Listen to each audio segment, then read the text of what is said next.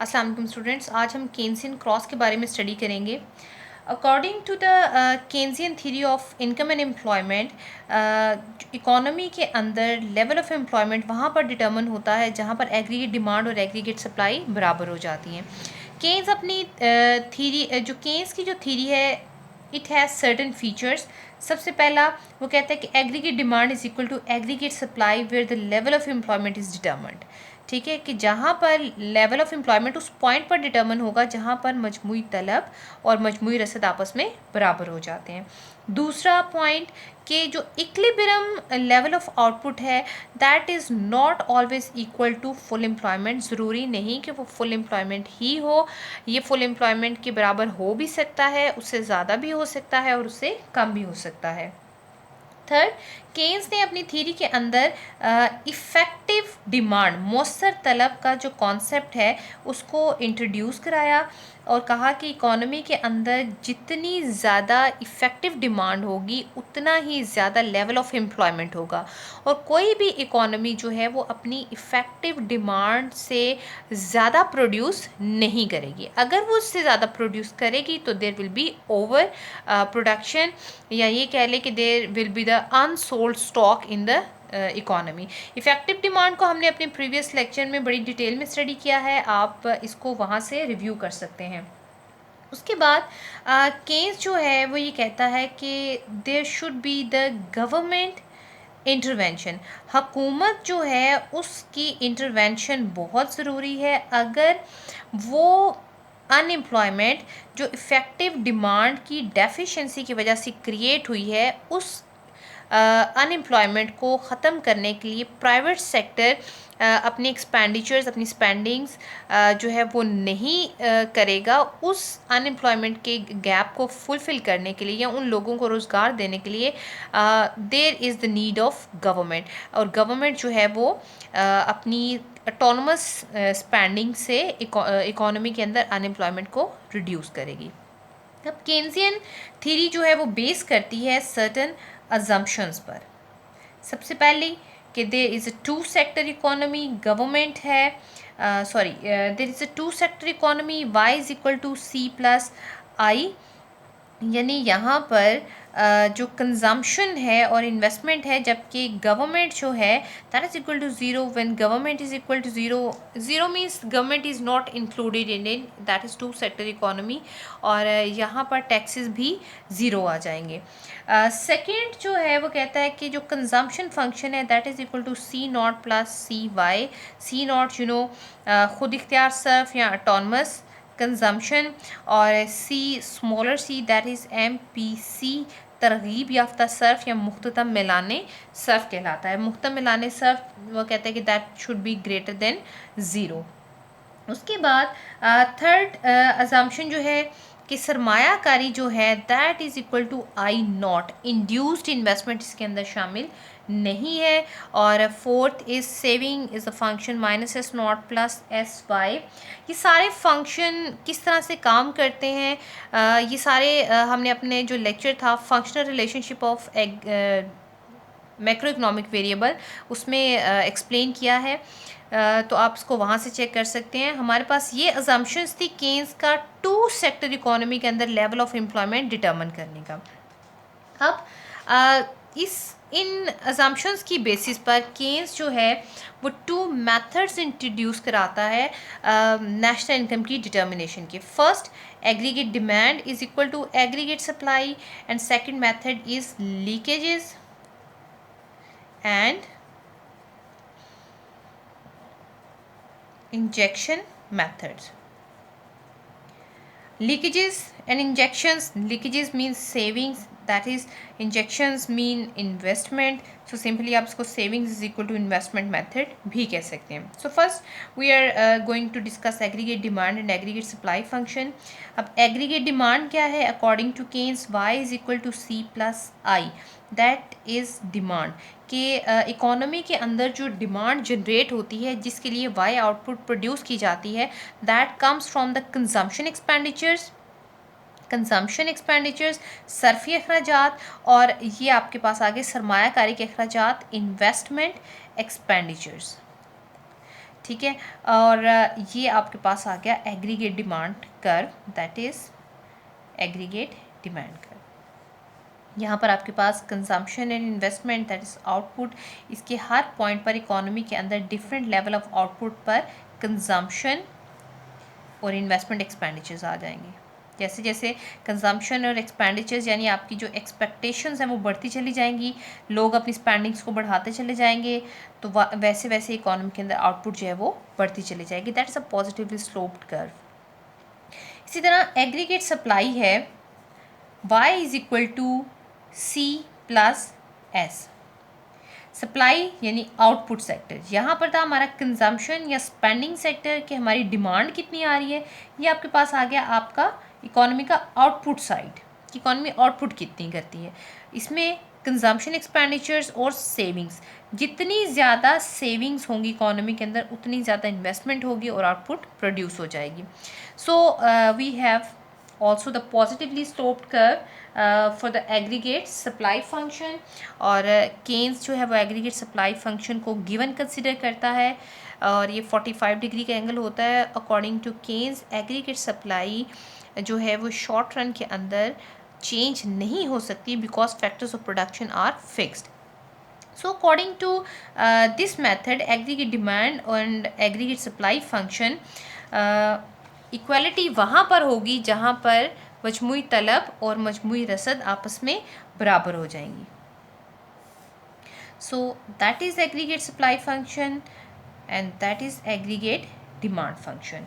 अब aggregate supply और aggregate demand function जो है इसको आप C प्लस S भी लिख सकते हैं, इसको C प्लस I भी लिख सकते हैं।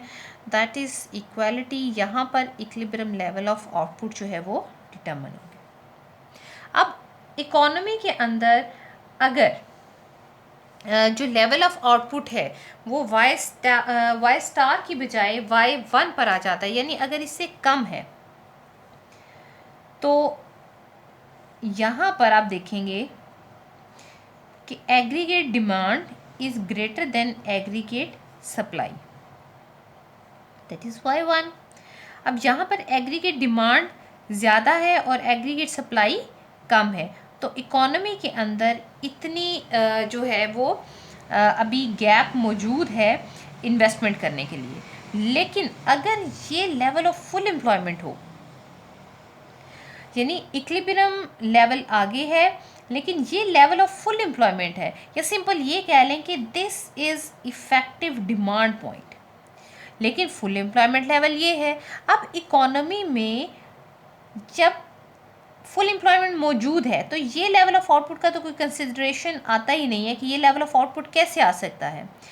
हाँ, एक सोल्यूशन जो केस बताते हैं वो ये है कि आप इसको वेज रेट ज़्यादा करके लेबर को X1 फर्म से निकाल कर X2 फर्म में शिफ्ट तो कर सकते हैं, उसकी एफिशिएंसी ज़्यादा हो सकती है, कैपिटल की एफिशिएंसी में शामिल होकर बिट ऑफ आउटपुट जो है वो इंक्रीज़ हो सकती है, लेकिन फुल आप यहाँ तक नहीं आ सकते। तो इसका मतलब है इकोनॉमी में यहाँ पर एक कंपटीशन जो है वो जनरेट हो जाता है। वेजेस इंक्रीज़ होंगी तो क्या होगा, नॉमिनल वेजेस इंक्रीज़ हुई, प्रॉफिट्स इंक्रीज़ हुए, प्राइसेस इंक्रीज़ हुई, तो एट द एंड यहाँ पे क्या है, इन्फ्लेशनरी गैप, यहाँ पर सिर्फ इन्फ्लेशन है। इसी तरह अगर इकोनॉमी में ये लेवल ऑफ आउटपुट है Y2, तो यहाँ पर aggregate supply is greater than aggregate demand.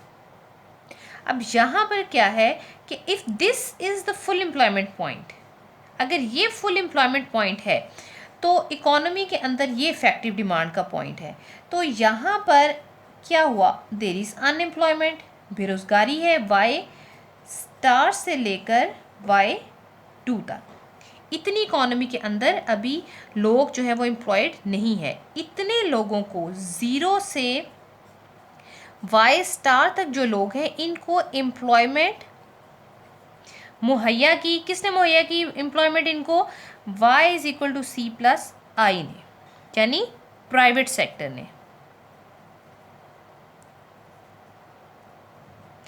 अब अगर इकोनॉमी को मूव करवाना है, इस अनएम्प्लॉयमेंट को, रिसेशन को ख़त्म करना है, तो there is the need of the government expenditures. अब यहाँ पर गवर्नमेंट एक्सपेंडिचर्स करेगी जिसकी वजह से इकोनॉमी में एग्रीगेट डिमांड कर्व ऊपर शिफ्ट होगा और यहाँ पर लेवल ऑफ एम्प्लॉयमेंट आ जाएगा। खैर ये जो गैप यहाँ पे क्रिएट हुआ इसको डिफ्लेशनरी गैप भी कहते हैं, डिफ्लेशनरी गैप, बिकॉज यहाँ पे अनएम्प्लॉयमेंट होती है, लोगों की इनकम्स बहुत कम होती हैं और लोग जो हैं वो चीज़ों को ख़रीद नहीं पाते, चीज़ें बिन बिके रह जाती हैं, so it creates a deflationary gap. So ये सारी एक अलग डिटेल्स है।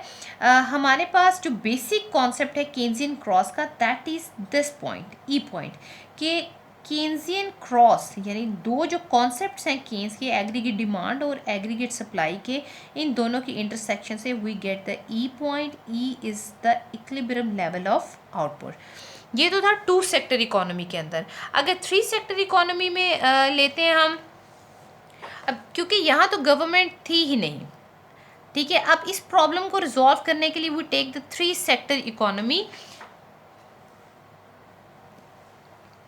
So we construct the same diagram,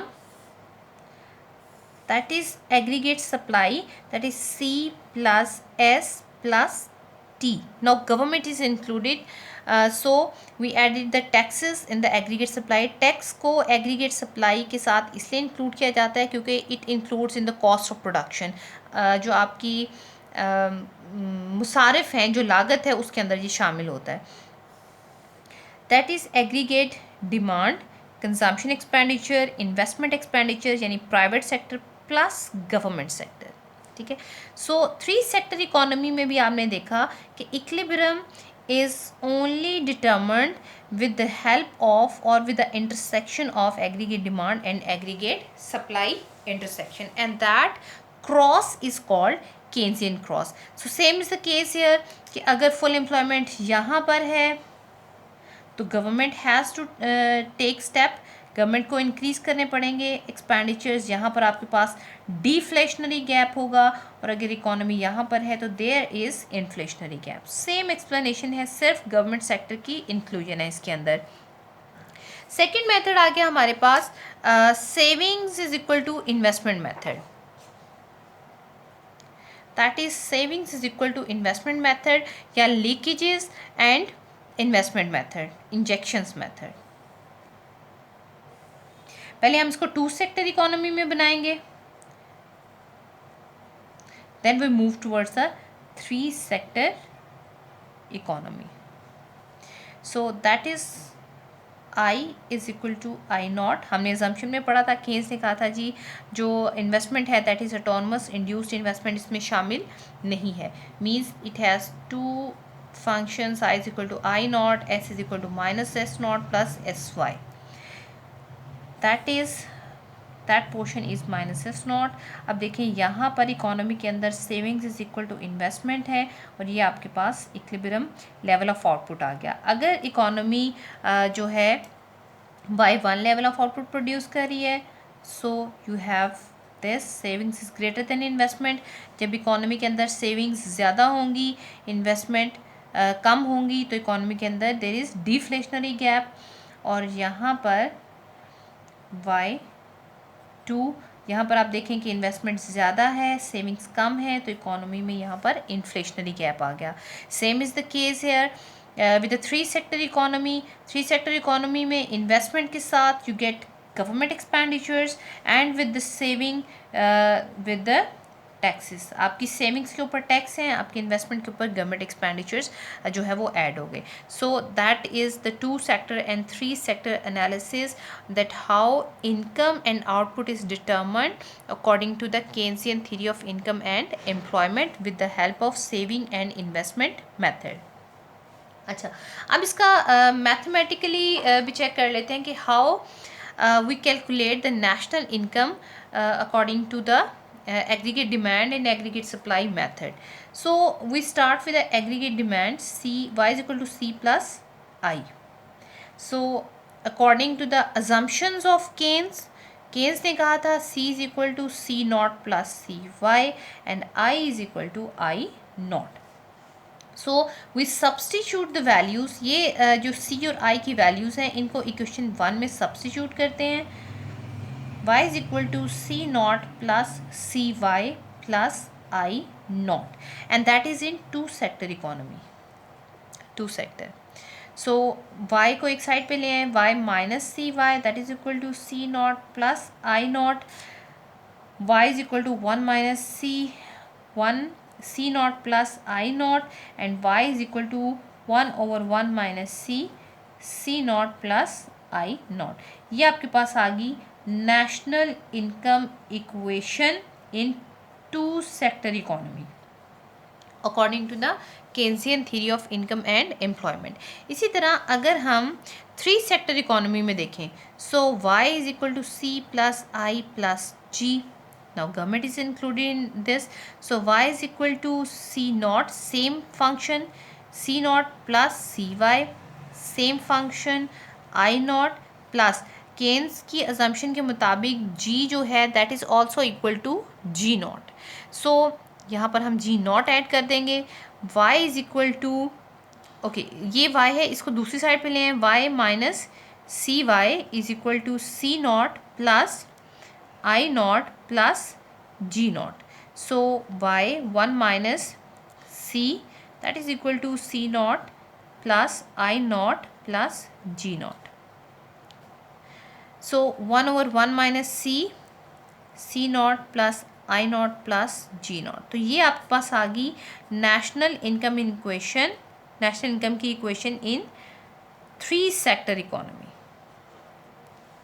यानी अगर टू सेक्टर इकोनॉमी में अगर आपको ऑटोनमस कंजम्पशन, ऑटोनमस इन्वेस्टमेंट और एमपीसी इन तीन चीज़ों का पता हो तो आप इकोनॉमी के अंदर नेशनल इनकम को कैलकुलेट कर सकते हैं. थ्री सेक्टर इकोनॉमी के अंदर अगर आपको C not, I not, G not और एमपीसी की वैल्यूज़ पता हो तो आप नेशनल इनकम को कैलकुलेट कर सकते हैं. ये तो था एग्रीगेट डिमांड और एग्रीगेट सप्लाई मेथड के तहत. अब हम सेकंड मेथड का मैथमेटिकल प्रूव करते हैं, that is savings is equal to investment. पहले हम टू सेक्टर इकोनॉमी में करेंगे, then we do it in the three sector economy. First two sector economy, S is equal to minus S not plus S Y according to Keynesian assumption. जो मफरूज़ात जिनकी बुनियाद पर Keynes ने ये concept दिया था, according to that assumption S is equal to minus S not plus S Y and I is equal to I naught. Equality generate कर लें, minus S not plus S Y plus I naught, sorry equals I naught. S Y is equal to I not plus S naught, ये उस side पे जाके positive हो जाएगा.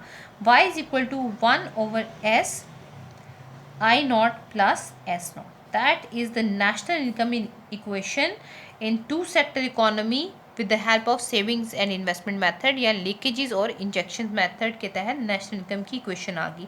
याद रखिए 1 minus C is always equal to S, यानी MPC मुख्तम मिलाने सर्फ और मुख्ततम मिलाने बश जो है that is always equal to 1. या इसको जब आप सी के लिए सॉल्व करेंगे तो ये 1 माइनस एस हो जाएगा, जब आप एस के लिए सॉल्व करेंगे तो ये 1 माइनस सी हो जाएगा. अब इसको थ्री सेक्टर इकोनॉमी में देखते हैं. S plus T is equal to I plus G. सारी values according to the assumptions हम वैल्यूज़ को पुट कर लेते हैं.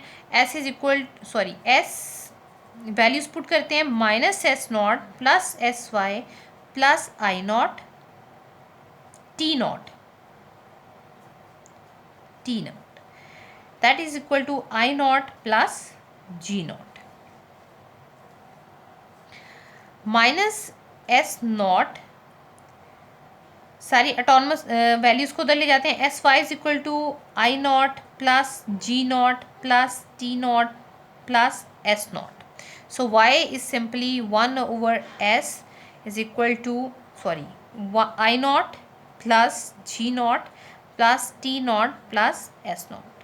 So that is national income equation. That is national income equation in the three sector economy, यानी अगर आपको यहाँ पर I not, G not, T not, S not का पता हो तो आप थ्री सेक्टर इकोनॉमी में नेशनल इनकम को मैयर कर सकते हैं। और अगर आपको आई नॉट और एस नॉट और smaller S that is M P S इन तीन वैल्यूज़ का पता हो तो आप टू सेक्टर इकोनॉमी में नेशनल इनकम को मैयर कर सकते हैं with the help of this equation. अच्छा, अगर गवर्नमेंट का बजट बैलेंस्ड है, बैलेंस बजट मीन कि अगर गवर्नमेंट जितने एक्सपेंडिचर्स करती है उतने ही टैक्सेस लगाती है, तो y is equal to 1/s I not plus इनमें से एक टर्म जो है वो ऐड होगी G not plus S not, और G not is equal to T not. तो इस यहाँ तक हमारे पास क्योंकि केस जो है वो बजट डेफिसिट को प्रमोट करता है, इसलिए y is equal to 1/s and all these autonomous values. So this is the way that how we can determine national income according to the Keynesian theory of income and employment in two sector economy and in three sector economy. Thank you.